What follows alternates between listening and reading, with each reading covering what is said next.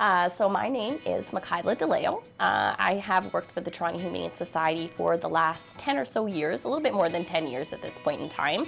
I have gone through a number of different positions. I started as an RVT here. I went on to supervisor. I've done management in a number of different departments, and here I am working now as public relations for the shelter.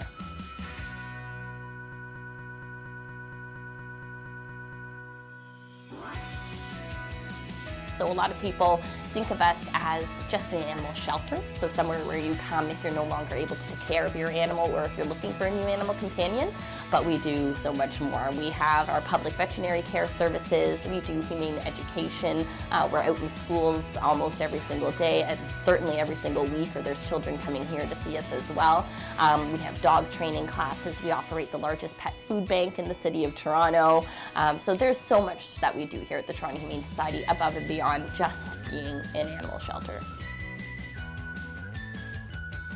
So one of the things that I want to stress to a student who's thinking about adopting an animal is that animals are for life. I am a little bit older now, but I do remember being a student. It wasn't that long ago, and it's really busy. It's really hectic, and you don't often know where you're going to end up, right? If you're in the middle of a program, at the end of this program, are you still going to be living in the city of Toronto?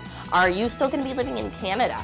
So just keep all of that in mind if you're thinking about adopting an animal, because it is a lifelong commitment. But then you can also think about things like potentially adopting an animal that may not be around for an extended period of time. If you want to adopt a rat or a hamster, or one of the smaller special species that has a shorter lifespan. Then the other option also is if you're not able to take on that lifelong commitment at this point, it's time to consider fostering. I think fostering is a great thing for students, because you can have an animal, you get that companionship, you get that love that you need, and you get to provide care for someone and be selfless. But then at that same time, it is for a short duration, and at the end of the foster period, you get to return the animal knowing that they're going to end up somewhere in a quality home, in a forever home, and that you've done your part, and then once again, you don't have that lifelong responsibility.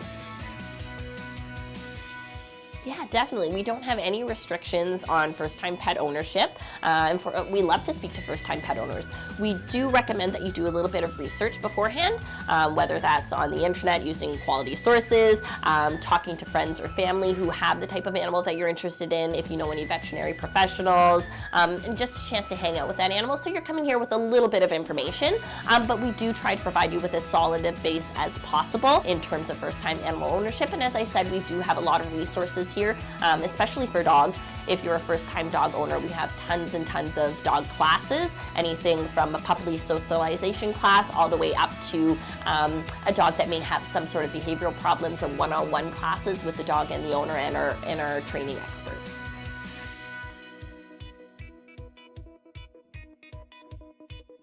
So social media is huge for us. Sharing makes a huge difference to the animals that are in our care who are looking for their adoptable homes. We track that, and we know that after an animal is shared, their chances of adoption increase significantly, so that's a huge help to us as well.